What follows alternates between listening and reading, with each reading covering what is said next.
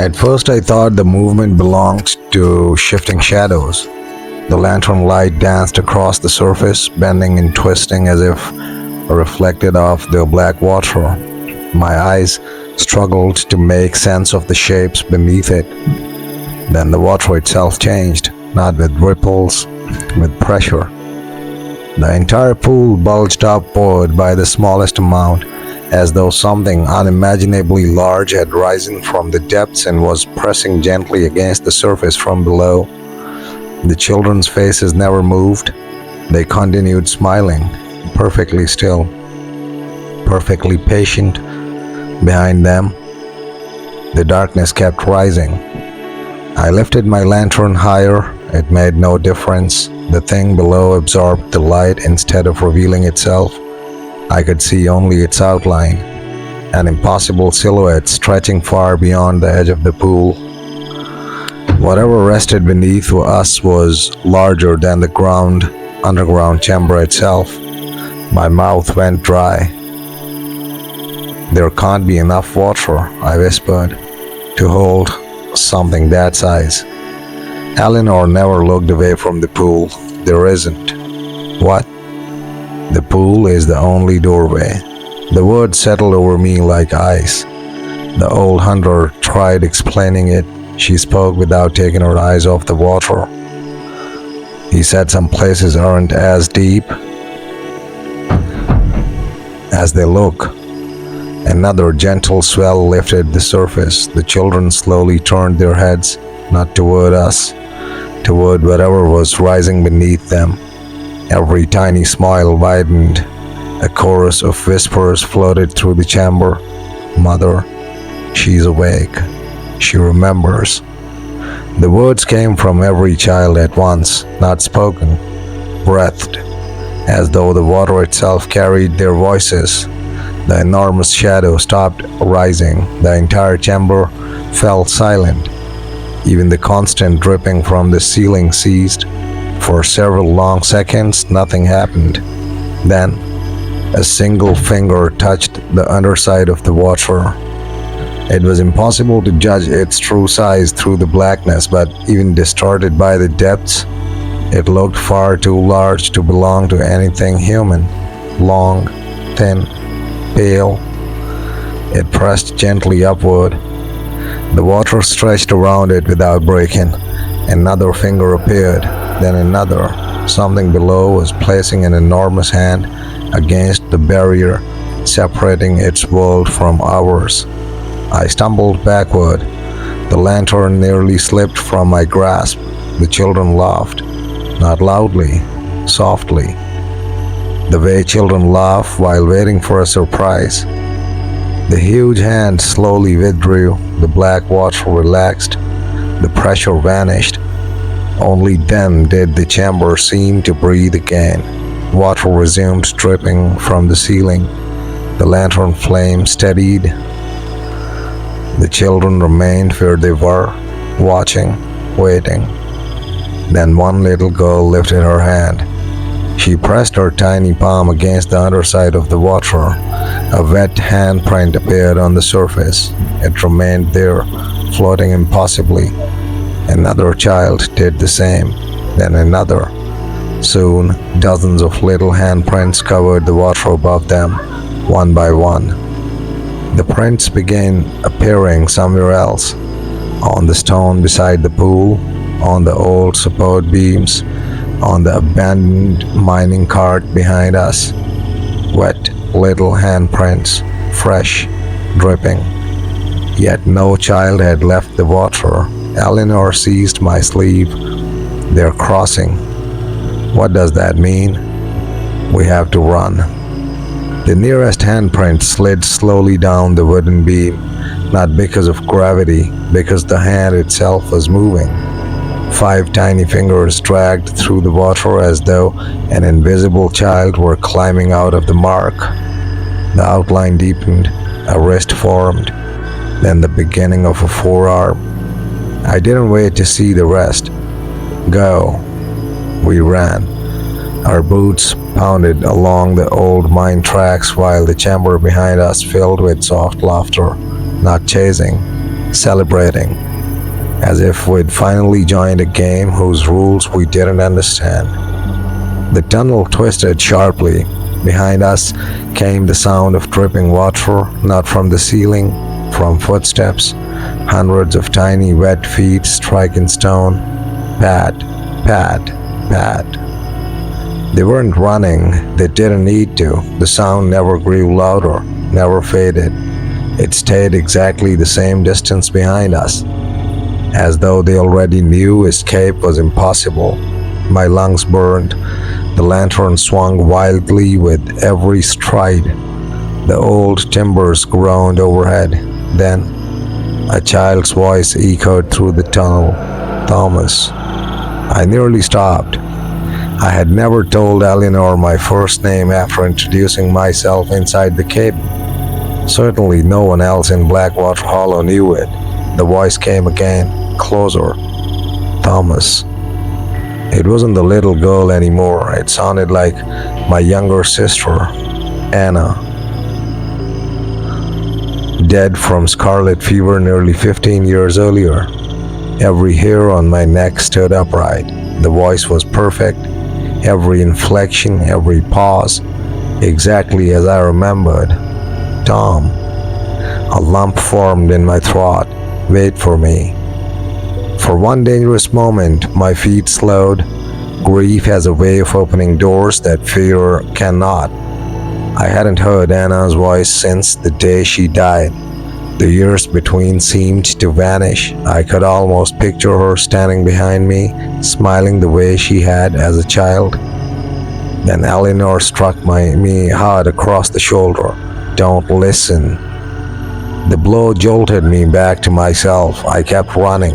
Behind us, Anna's voice dissolved into childish giggling. The laughter multiplied until it filled the tunnel again. We rounded another bend. The mine entrance appeared ahead, framed by moonlight. Relief surged through me. 20 more steps, 15, 10. Then, a little boy stood in the entrance. He blocked the only way out. Perhaps 7 years old, suspenders, bare feet, dark hair plastered wetly across his forehead. Water dripped steadily from his clothes only onto the ground. He looked completely ordinary except for his eyes. They reflected no light, only deep, black water. He smiled. Mister. His voice was gentle. He forgot your boot. He held up the tiny leather boot I had found beside the trail that afternoon, the one I'd tied to my saddle. I had forgotten all about it. How had he? The thought never finished. Eleanor fired the shotgun she had carried beneath her shawl. The blast thundered through the tunnel. The boy exploded into a sheet of water. No blood, no flesh. Only freezing water that splashed across the stone floor. The boot fell with a dull thud. For one heartbeat, the tunnel was empty again. Then the water began crawling. Every drop flowed back together across the ground, gathering, reforming. Tiny fingers emerged first, then a face. The child was rebuilding himself. Eleanor didn't hesitate. She grabbed my arm. Move. We burst past the reforming figure before it could stand. The cold water soaked through my boots. It felt like stepping through melted ice. The instant we crossed the mine entrance, every sound behind us stopped. No footsteps, no laughter, no humming, only silence. We staggered into the moonlight, gasping for breath. Neither of us spoke. We simply stood there, staring back into the darkness. Nothing emerged. The tunnel remained empty, as though nothing had ever been inside. Then, from somewhere deep beneath the mountain, something laughed. Not a child, not a person. A voice so vast and low that the ground beneath our feet vibrated. It wasn't loud. It didn't need to be, because it wasn't coming through the air. It was coming through the water beneath the entire valley. The puddles around our boots trembled. The old well in the center of town began overflowing, and far beyond the rooftops, the surface of the lake reflected the moon. Before a single enormous ripple spread from its center toward every shore at once. The ripple reached the shoreline without making a sound. From where we stood beside the mine, the lake lay nearly half a mile away, little more than a strip of silver beneath the moon. Yet I watched the wave spread across its entire surface, not one ripple after another, one. A perfect circle expanding outward until every inch of the lake had moved. Then, the water became still again. Every puddle around us stopped trembling. The overflowing well felt silent. Even the low vibration beneath the earth disappeared. It felt less like something had awakened and more like something had decided to wait. Eleanor looked toward the church, her face lost. What little color remained. We're too late. What do you mean? Instead of answering, she started walking quickly toward the center of the town, not running, almost as though she already knew running would accomplish nothing. I hurried after her. The streets of Blackwater Hollow had changed. The wet footprints that had covered the road only moments earlier were gone. The dust was smooth, untouched, as if no one had crossed it in years. Only one trail remained. Fresh wagon tracks. I frowned. Those weren't here before. They weren't. We followed them.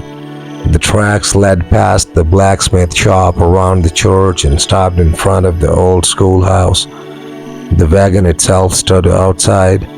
Its wheels had sunk into the earth decades earlier. Its wood had rotted nearly black with age. Yet the harness remained fastened, waiting for horses that had long since turned to dust. Something rested inside the wagon bed, small wooden coffins. My chest tightened. There were 6 of them, each no longer than 4 feet, each carefully crafted from pine, each lid slightly open. The moonlight revealed tiny white blankets folded neatly inside, empty, every one of them. Eleanor closed her eyes. They've taken them back. What? She pointed toward the schoolhouse.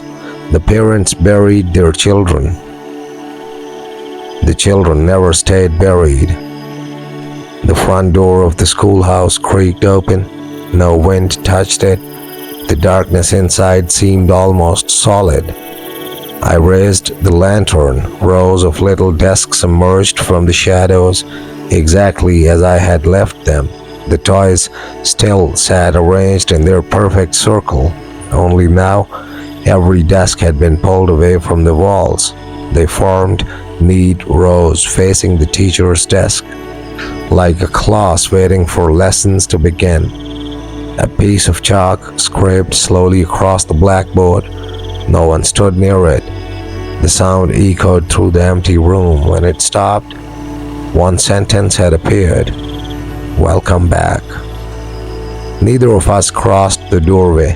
The room felt occupied, not by presence, not by one presence, by dozens. I could feel them watching from every corner the lantern failed to reach. A tiny chair rocked gently near the front of the room. Back, forward, back, forward. No child sat in it. Then another chair began moving, then another. Soon, every chair in the schoolhouse rocked with the same slow rhythm, perfectly together. No creaks, no random movements. Only one steady motion, as though invisible children had quietly taken their seats. The chalk lifted again. This time, we watched it. It floated an inch away from the blackboard. No hand held it. It wrote carefully, slowly, each letter formed with childish precision. Where is Mother? Eleanor stepped forward before I could stop her. "I'm here." The instant the words left her mouth, every rocking chair stopped. The silence hit like a physical force. The chalk fell to the floor. A little girl's voice drifted from somewhere inside the classroom. "So you stayed?" Tears filled Eleanor's eyes. "I promised I would." Another voice joined it. "You waited." "Yes." Then a third, not from the classroom, not from behind us. "You lied." We turned. The cemetery stood only a short distance away. Moonlight washed over the rows of children's graves. One by one, the fresh lilies Eleanor had placed on them began wilting. Their white petals browned, curled, collapsed into dust. It happened in seconds. The flowers looked decades old before finally blowing apart in the wind. Eleanor's breathing became uneven. "They're angry." "Because you stayed?" She shook her head. "No." Another church bell rang, not from the tower, from underground. A deep metallic note rolled beneath our feet. The earth answered with a faint shudder. Then another bell, closer, beneath the schoolhouse. The floorboards trembled. A crack split the center of the classroom. Old wood snapped with a deafening groan. The desks toppled sideways. Dust exploded into the air.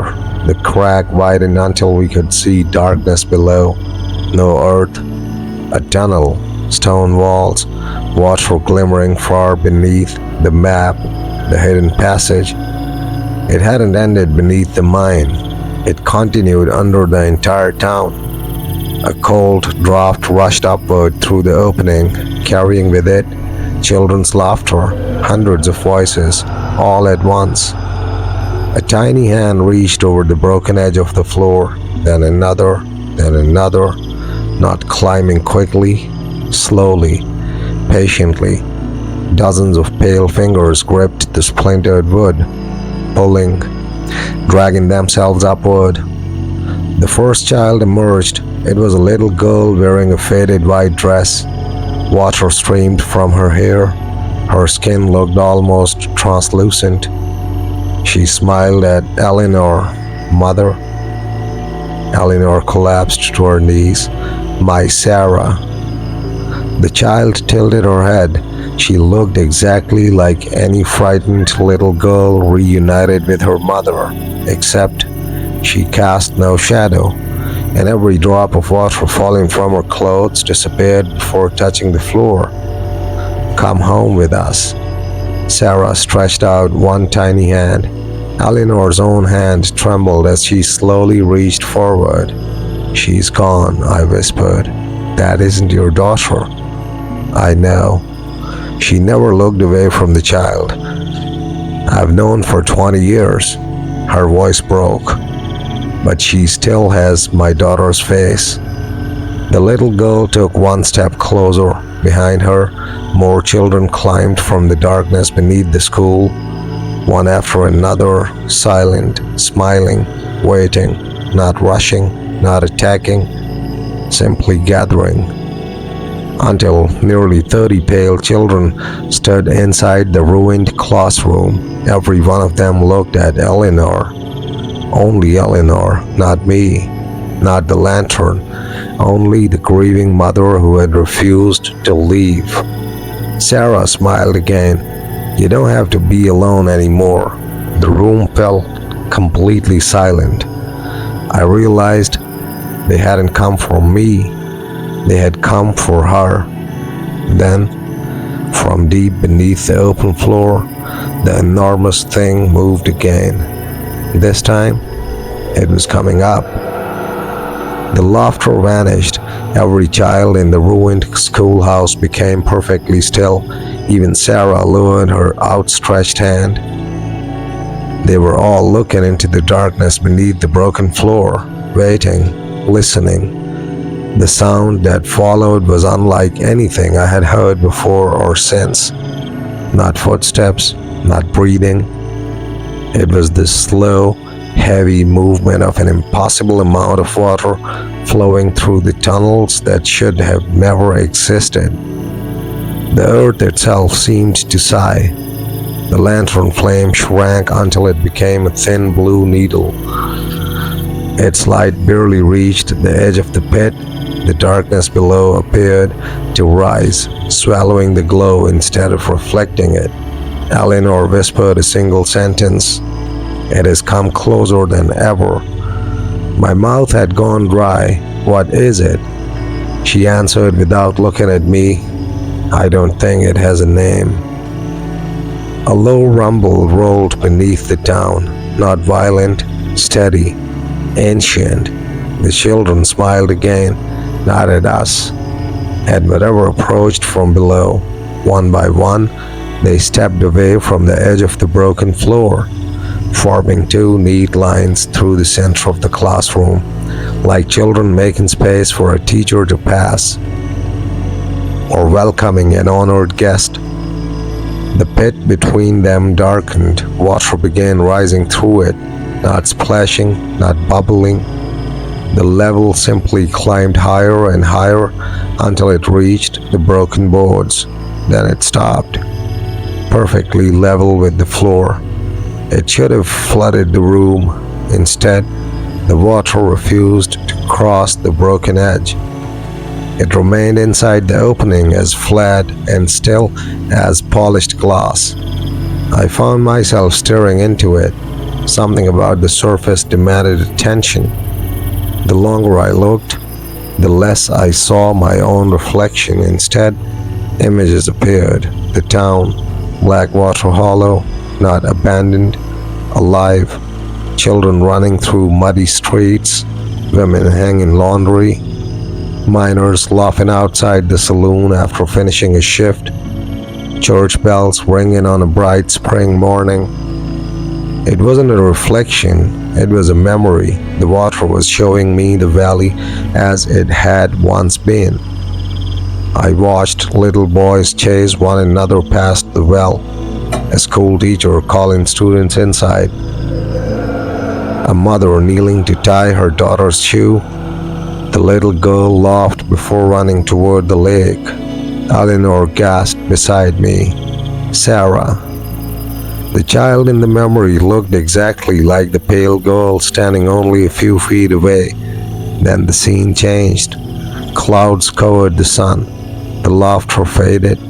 Children wandered away from their homes one by one, not frightened, not forced, simply walking, as though following someone only they could see. They moved through the trees toward the lake.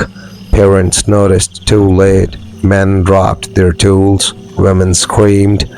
The entire town raced after them. The children reached the shoreline together. Then, without hesitation, every one of them stepped into the water, not struggling, not crying, smiling, holding hands. Parents rushed after them. The water reached the children's knees, their waists, their shoulders. Still they smiled. Then the lake opened. There is no other way to describe it. The surface folded apart like two great curtains. Beneath it, there was no lake bed, only endless darkness.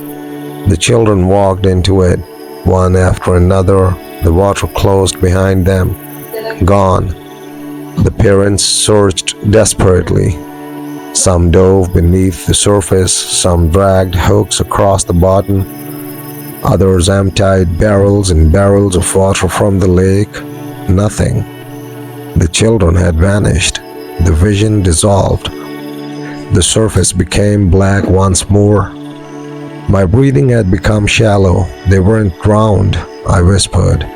Eleanor slowly shook her head. "No." "What happened to them?" "I don't know." One of the pale children answered. "We kept playing." The voice belonged to Sarah. She smiled exactly as before. "We never were afraid." Another child nodded.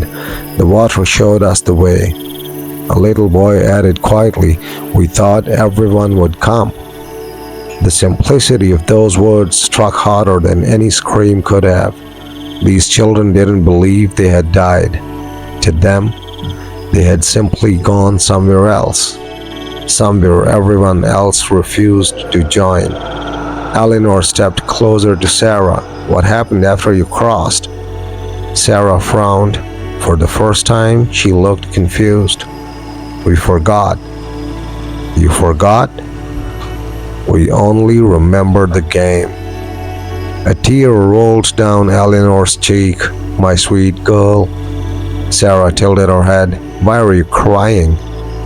The question carried no cruelty, no manipulation, only genuine curiosity, as though sadness itself had become foreign. Behind the children, the black water rippled once, twice. A shape rose beneath it, not the enormous hand I had seen beneath the mine. Something smaller, humanoid, tall enough that its head remained hidden below the surface while its shoulders slowly emerged. The water clung to it like liquid glass. It had no face, only a smooth oval where features should have been, yet somehow it felt like looking directly at me. Every child turned toward the figure. They lowered their heads, not in fear, in reverence. The faceless figure lifted one impossibly long arm. Its hand pointed at Eleanor. Sarah smiled. "It's your turn." The other children repeated the words together. "It's your turn." Eleanor stepped forward, slowly, peacefully, as though she had spent 20 years waiting to hear those words. I caught her arm. "No." She looked at me with exhausted eyes. "They've waited long enough." "That isn't Sarah." "I know." Her voice cracked. "But if there's even the smallest part of her..." She couldn't finish. I tightened my grip. "If you go down there..." She gave me a faint smile. "I won't come back." Another deep bell echoed beneath the town. The faceless figure extended its hand farther, waiting, patient, never speaking, never forcing, only inviting. The room became colder than winter. Ice spread across the broken floorboards. The lantern flame flickered violently. Then something happened that none of us expected. From outside the schoolhouse, a rifle shot shattered the silence. The bullet tore through the window, striking the faceless figure squarely in the shoulder. The creature didn't bleed. It dissolved into a violent burst of black water. Every child screamed, not in pain, in surprise. A familiar voice roared from it outside. "Thomas." I knew that voice. Elijah Mercer. He stood in the doorway with 3 other mountain men behind him, each carrying rifles, lanterns, and bundles of burning sage tied with rawhide. For the first time since entering Blackwater Hollow, we were no longer alone.